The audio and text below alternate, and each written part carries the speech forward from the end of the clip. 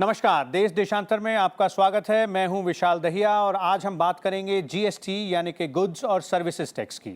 पिछले हफ्ते हुई जीएसटी परिषद की 31वीं बैठक में 23 वस्तुओं पर टैक्स में कटौती की गई। अब 1216 वस्तुओं में से 183 पर 0%, 308 पर 5%, 178 पर 12% और 517 वस्तुओं पर 18% टैक्स है। 1 जुलाई 2017 को जीएसटी लागू होने से पहले लगभग 235 वस्तुओं पर 31% टैक्स लगता था। जीएसटी राजस्व का सकल संग्रह अक्टूबर 2018 में 1,710 करोड़ रुपए आंका गया है। सितंबर माह के लिए कुल 67.45 लाख जीएसटी रिटर्न्स दाखिल किए गए। तो कैसा रहा जीएसटी का अब तक का सफर और आम जनता की सुविधा के लिए किस तरह के सुधारों की अपेक्षा की जा सकती है, इस पर और चर्चा के लिए हमारे साथ कुछ खास मेहमान मौजूद हैं स्टूडियो में। आइए सबसे पहले उनको मिलवाते हैं। हमारे साथ हैं ए के भट्टाचार्य, संपादकीय निदेशक हैं बिजनेस स्टैंडर्ड के। अजय शंकर जी मौजूद हैं, पूर्व सचिव रहे हैं उद्योग और वाणिज्य मंत्रालय भारत सरकार के। और शिशिर सिन्हा हैं, वरिष्ठ उप संपादक का द हिंदू बिजनेस लाइन के। आप सबका स्वागत है राज्यसभा टीवी में। भट्टाचार्य जी, आपसे शुरू करेंगे। 31 बैठकें हो चुकी हैं जीएसटी काउंसिल की और हर बैठक में जिस तरह से किसी न किसी वस्तु को किसी एक पर्टिकुलर टैक्स स्लैब से हटाकर दूसरी में रखा गया है और ज़्यादातर में कटौती की गई है, 28 से 18 या 18 से 10 और कई जगह तो उनको 0% की टैक्स स्लैब जो है उसमें भी लाया गया है। तो किस तरह से देखते हैं आप ये जो 18 महीने का सफ़र रहा है जीएसटी का? देखिए, दो चीज़ मैं शुरुआती दौर में इसके बारे में कहूँगा, टिप्पणी दूंगा। पहली बात तो ये है कि हम जो 31 बैठकें देख चुके हैं, उन बैठकों में जो ड्यूटी रेट्स जो हैं वो उनकी रैशनलाइजेशन की गई है और ऐसी रैशनलाइजेशन अभी तक ये तीसरी बार है। एक बार नवंबर 2017 में एक बैठक में बहुत सारे वस्तुओं एवं सेवाओं की 28 से 18 में ला गई, फिर जुलाई में फिर किया गया और अब मैं देख रहा हूँ कि और भी सारी वस्तुएं सेवाएं नीचे आ गई हैं। जो एक ओवरऑल ट्रेंड जो नज़र आती है वो है कि जो कम से कम वस्तुएं 28% स्लैब में रहें, क्योंकि एक क्रिटिसिज्म ये आया था जीएसटी के अगेंस्ट में कि भाई अगर आप जो रेवेन्यू न्यूट्रल रेट जो एक्सपर्ट्स कह रहे हैं कि 14 या 15 के बीच में है, तो आप जो हाईएस्ट स्लैब जो है 28 में क्यों किया आपने जी? उसका इम्पैक्ट इन्फ्लेशनरी भी हो सकता है, पर उसका इम्पैक्ट रेवेन्यू मोबिलाइजेशन का भी एक गोल होता है। तो जो सरकार की जो ये जीएसटी काउंसिल की बैठकें जो देखने को आई है वो ये कहती है कि 28% का जो स्लैब जो है आस्ते आस्ते कम हो जा रहा है। अब इसमें अब सिर्फ 28 वस्तुएँ बाकी हैं और अगर आप प्रधानमंत्री की जो एक घोषणा इस बैठक के पहले को देखें कि सिर्फ 1% गुड्स जो हैं 1216 गुड्स में से, सर्विसेज में से सिर्फ 1% गुड्स 28% में रहेगी, तो मेरा मानना है कि 28 से अब अगर 1% में आना है तो 13 में आना है। तो अगली जो कदम जो है, दिशा जो है वो है किस तरह से जो 28 से 13 में है, इसमें सीमेंट गुड्स, सीमेंट है वो उसको ला सकते हैं, 2-3 ऑटो पार्ट्स हैं।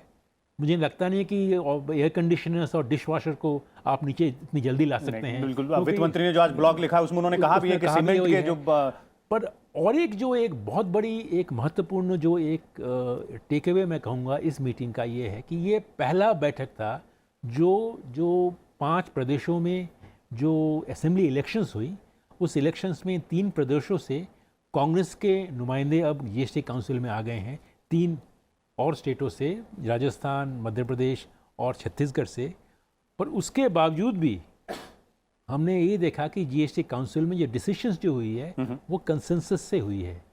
तो अभी तक का रिकॉर्ड था 30 बैठकों में कि जीएसटी की काउंसिल के बैठकें कंसेंसस में होती रही हैं, पर एक पॉइंट ये आया था कि अब 31वें बैठक में जब जीएसटी काउंसिल की कॉम्पोजिशन थोड़ी बदल गई है कि क्या डिसीजन कंसेंसस से होगी या वोटिंग के प्रावधान से होगा।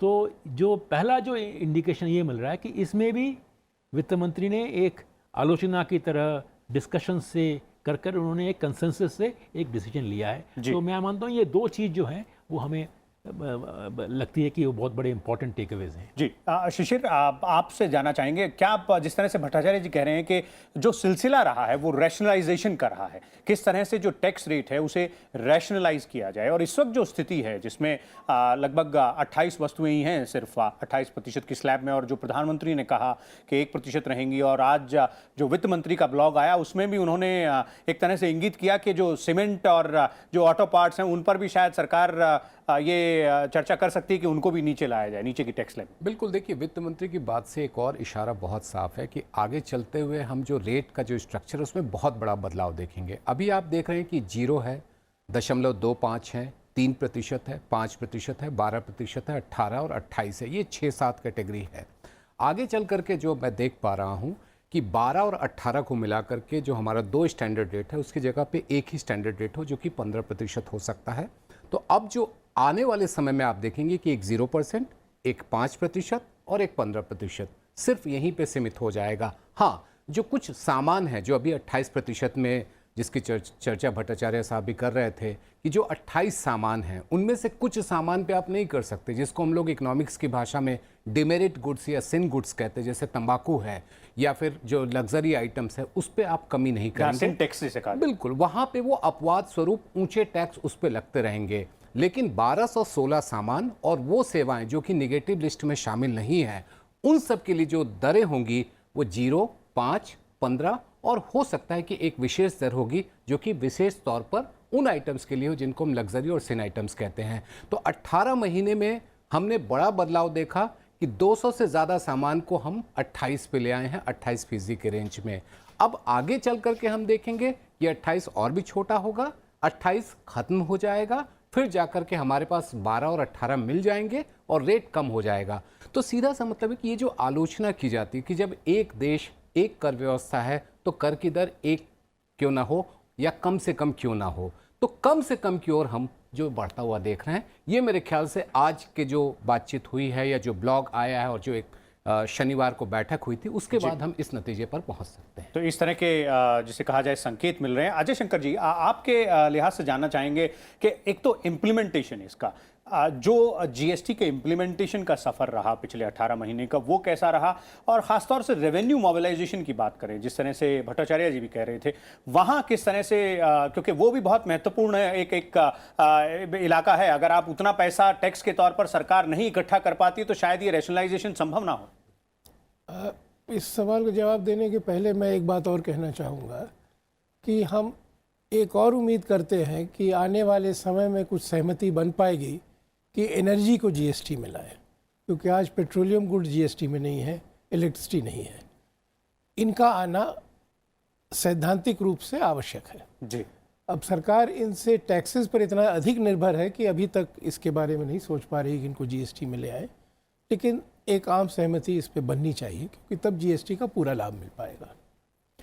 जहाँ तक ये पिछले महीनों का है तो एक ये लर्निंग पीरियड रहा है, और जैसा भट्टाचार्य जी ने कहा कि जीएसटी काउंसिल में आम सहमति से फैसले होते रहे हैं, तो ये भी एक अच्छी बात है कि इतनी बैठकें हुई और जो कठिनाइयाँ सामने आई उनके बारे में सोचा गया और समाधान करने की कोशिश की गई। तो ये परंपरा बनी रहेगी। और जब जीएसटी की कल्पना हो रही थी तो सब एक्सपर्ट्स मान रहे थे कि कम से कम 2 साल लगेगा जीएसटी को सिस्टम को सेटल होने में। तो मेरा मानना है कि 18 महीने में काफ़ी हद तक सेटल हो गया है, तो उस दिशा में हम सही रास्ते पे हैं। जहाँ तक रेवेन्यू का सवाल है, जीएसटी से रेवेन्यू का डायरेक्ट रिश्ता इसलिए आवश्यक हो गया देखना क्योंकि रेवेन्यूज़ की कमी रहती है देश में, तो इसलिए केंद्र सरकार को, राज्य सरकारों को आश्वासन भी देना पड़ा कि अगर कमी होगी तो हम आपका भरपाई करेंगे। 28% पर बहुत से आइटम्स को इसलिए रखना पड़ा। लेकिन अगर हम एक शॉर्ट टर्म जिसको कहते हैं फिक्सेशन न रहे कि हमारा फिस्कल डेफिसिट कितने परसेंट पॉइंट पर है और उस पर हम उस मापदंड पे अपने आप को न देखें, तो थोड़ा अगर एक साल रेवेन्यू कम हो जाए राज्य सरकार को या केंद्र सरकार को और मीडियम लॉन्ग टर्म में बहुत फ़ायदा हो जैसे जीएसटी का होगा, तो इस पर ज़्यादा चिंता करने की ज़रूरत नहीं है, ये मेरा व्यक्तिगत मानना है।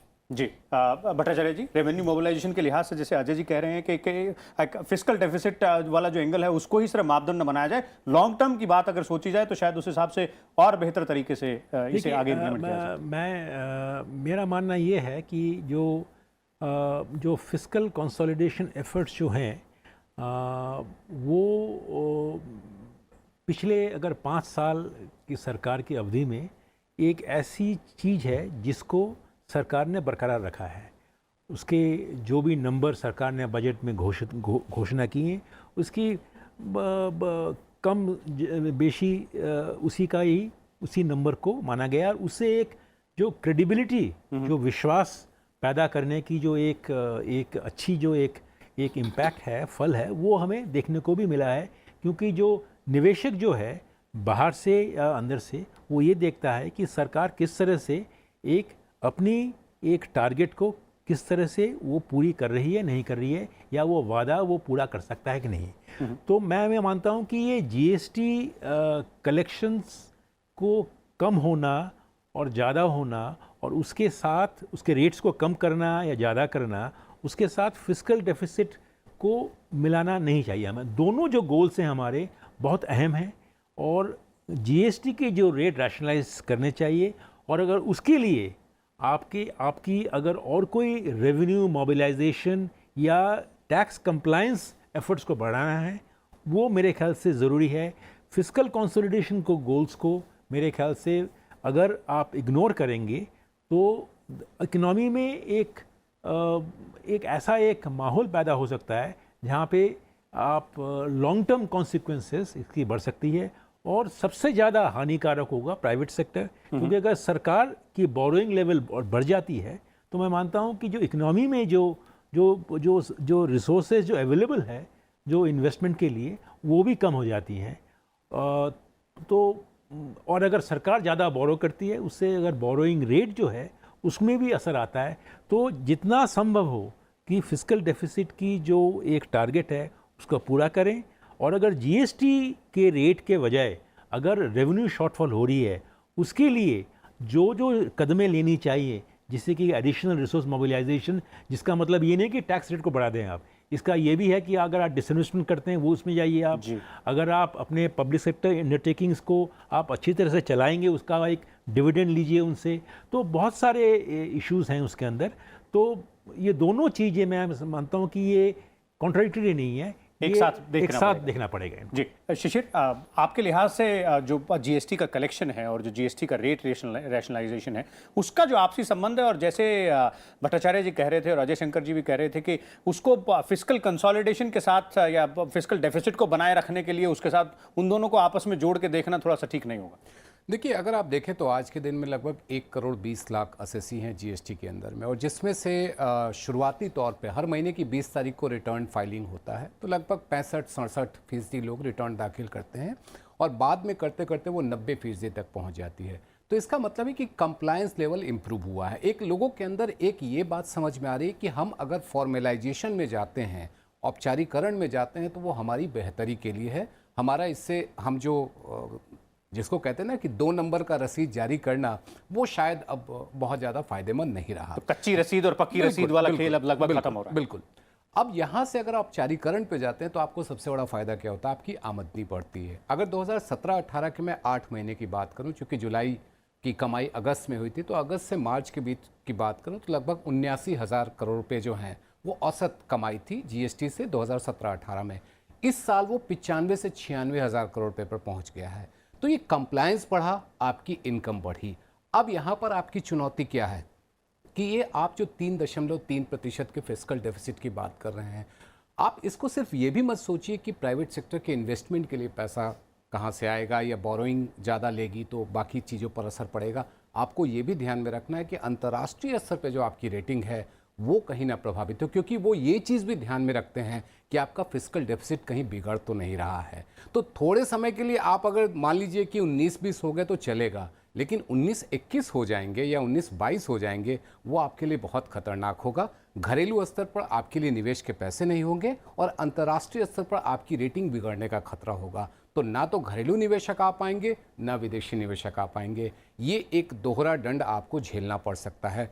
मेरी समझ से कि आपको फिस्कल डेफिसिट पे भी ध्यान देना है, और फिस्कल डेफिसिट को ध्यान देने के लिए किसी के अंदर भय नहीं पैदा करना है कि आप टैक्स जमा करो, बल्कि उनके अंदर विश्वास का माहौल बनाना है कि अगर आप टैक्स देते हो तो ये आपके हित में है। और अगर ऐसा माहौल बनता है तो आपका कंप्लायंस बढ़ेगा, और जो नंबर आपके सामने मैंने रखे वो उसका कुछ हद तक संकेत दे रहा है। मतलब औपचारिकरण की जो प्रक्रिया है, अगर वो बेहतर तरीके से की जाए तो कंप्लायंस और जो टैक्स कलेक्शन है वो दोनों बढ़ेंगे, और जो रैशनलाइजेशन है उसमें कोई दिक्कत सामने नहीं आएगी, चाहे जो कलेक्शन है वो थोड़ा कम हो चाहे ज्यादा हो। आपकी कमाई जैसे जैसे बढ़ेगी, जैसे आज अगर वित्त मंत्री के मैं ब्लॉग से देखूं कि आज सीमेंट के ऊपर बात की जाए, देखिए सीमेंट ऐसा है जिससे 13,000 करोड़ रुपए की कमाई होती है जी। अब 13,000 करोड़ रुपए की कमाई को भी आप दांव पे लगाने को तैयार हो रहे हैं, बशर्ते कि आपकी आमदनी बढ़े, आपकी कमाई बढ़े। यदि ये सरकार ये भरोसा दिला रही है कि हमारी कमाई बढ़ेगी तो सीमेंट पे हम कम कर सकते हैं, आप सोचिए कि रियल एस्टेट सेक्टर के लिए कितनी पॉजिटिव न्यूज़ होगी।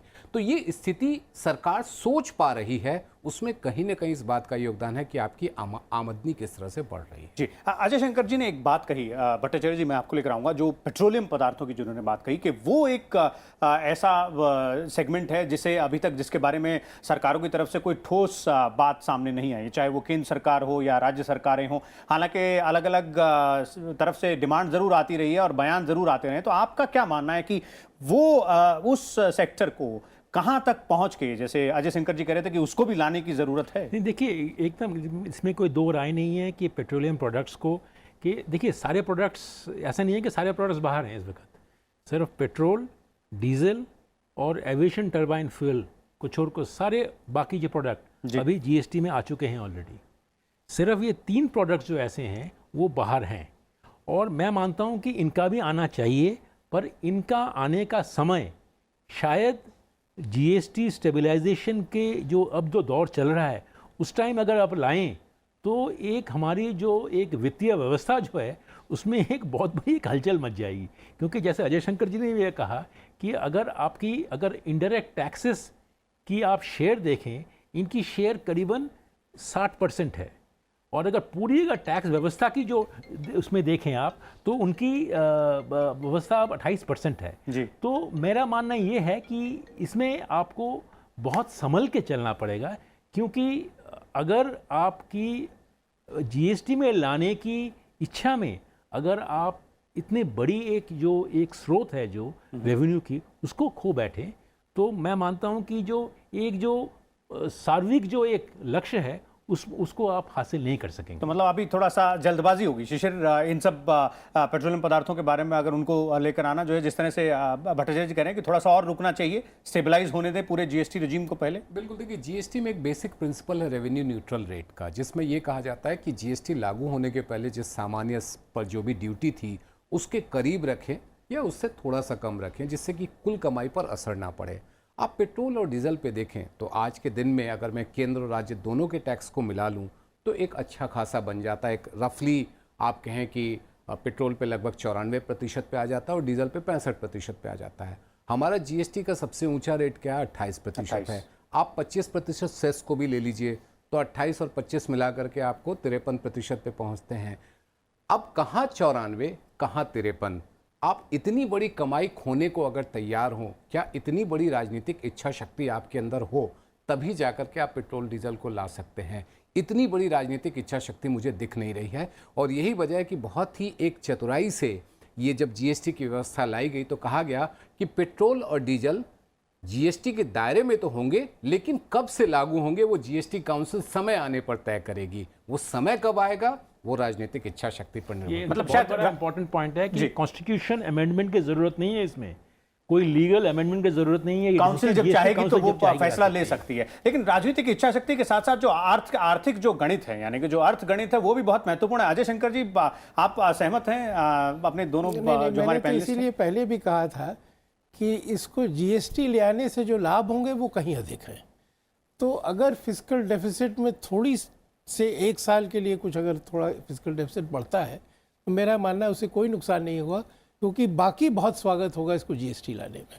दूसरी बात यह है कि अगर हम जो इससे पहले बड़ा रिफॉर्म हुआ था वैट का, तो वैट भी हुआ था तभी लोगों को बड़ी आशंका थी कि रेवेन्यू कम होगा, तो तभी केंद्र सरकार ने राज्यों को आश्वासन दिया था कि अगर रेवेन्यू में कमी आएगी तो हम आपकी भरपूरी करेंगे। बाद में वैट से इतना रेवेन्यू बढ़ा कि पहली बार आज़ादी के बाद स्टेट बैंक्स, स्टेट गवर्नमेंट्स का कुछ कर आरबीआई के साथ पॉजिटिव बैलेंस रहने लगा, जबकि हमेशा डेफिसिट में रहता था। और जैसे जैसे जीएसटी स्टेबलाइज करेगा तो टैक्स रेवेन्यू बहुत तेज़ी से बढ़ेगा, क्योंकि अभी जो टैक्स रेवेन्यू है वो धीरे से बढ़ रहा है। जी, हो सकता है कि अर्थव्यवस्था में अभी उतनी गति ना आई हो सकता है कि टैक्स कंप्लायंस बढ़ रहा हो, और औपचारिकरण की जो प्रक्रिया है वो भी जब पूरी होगी तो उसका भी असर पड़ेगा। लेकिन जीएसटी से टैक्स का कलेक्शन का रियलाइजेशन बहुत तेज़ी से बढ़ने की सबको उम्मीद है, थ्योरी के आसार पर, क्योंकि इवेजन का रास्ता है वो डिजिटलाइजेशन से और मैपिंग से ख़त्म हो गया है। तो अगर कोई भी टैक्स इवेजन करता है तो वो पकड़ा जा सकता है बिग डेटा एनालिटिक्स से। तो अगर अर्थव्यवस्था में गति आती है तो जीएसटी का कलेक्शन अपने आप बहुत तेज़ी से बढ़ेगा। तो मैं इसलिए पेट्रोल और डीजल की बात कर रहा था कि अगर आज से हम इस पर चर्चा शुरू करें तो हम कम से कम मानसिक तौर से तैयार रहेंगे कि भाई एक दिन हम इस पर फैसला कर गए, क्योंकि आज इस पर कोई चर्चा नहीं कर रहा है। जी बिल्कुल। एक समय समाप्त हो रहा है, लेकिन आप तीनों लोगों से एक बार जानना चाहूँगा कि जो जिस तरह से चल रही है पिछले 18 महीने से जीएसटी की व्यवस्था, और जिस तरह से आप तीनों लोगों ने बताया कि जो रैशनलाइजेशन की प्रोसेस है वो चल रही है, तो अब जो आने वाले दिन हैं, चाहे वो अगले 6 महीने हों या 1 साल हम देखें, तो उसके दौरान आपको आम आदमी के नज़रिए से क्या लगता है, उसके लिए क्या फ़ायदा यहाँ हो सकता है? आम आदमी को तो भाई दो श्रेणी में देखना पड़ेगा। एक है कि जिसको माइक्रो एंटरप्राइज बोलते हैं और बहुत छोटा आदमी। जी, तो उसके लिए बहुत प्रयास हुआ है जीएसटी काउंसिल में कि सहूलियत हो, अगर उसमें कुछ और हो सकता है तो करना चाहिए। और बाकी में थोड़ा सा ये है कि जो एक भय है वो थोड़ा कम करने की ज़रूरत है। जी शिशिर। देखिए, मुझे लगता है कि आज के दिन में सबसे बड़ी चुनौती है कि 1,20,00,000 लोग में कितने लोग टैक्स देते हैं। देखिए, आज के दिन में लगभग 25% लोग जो रिटर्न फाइल करते हैं जीएसटी पे वो नील फाइलर्स हैं। 10% लोग रिटर्न ही नहीं फाइल करते। तो मुश्किल से 35 या 40 लाख लोग हैं जो कि जीएसटी अदा करते हैं, जीएसटी लेते हैं। हमें ये ध्यान में रखना है कि ज़्यादा से ज़्यादा लोग टैक्स वसूलें, टैक्स का सरकार के पास जमा कराएं। अगर ऐसा होगा तब जाकर के आप जीएसटी का बेस ना केवल बड़ा होगा बल्कि जीएसटी का बेस ज़्यादा फायदेमंद वाला होगा। तो आने वाले 6 महीने और साल भर के भीतर जैसे जैसे हम रेट का रैशनलाइजेशन देखेंगे, अब एमएसएमई के लिए थ्रेशोल्ड नीचे लाने की बात की जा रही है, अगर ये सारी चीज़ें हो जाती हैं तो आप देखेंगे कि ज़्यादा से ज़्यादा लोग टैक्स देना शुरू करेंगे और वो सरकार के लिए बेहतर होगा। मेरा मानना है कि शायद हम अगले 1 साल या 1.5 साल के भीतर ये स्थिति देख पाएंगे। भट्टाचार्य जी। मेरा मानना यह है कि जो जीएसटी के जो 18 महीने में हमने जो देखा वो पहली जो उपलब्धि जो है वो है कि इन्फ्लेशन दर के ऊपर, जो मुद्रास्फीति का दर के ऊपर एक अंकुश पाना।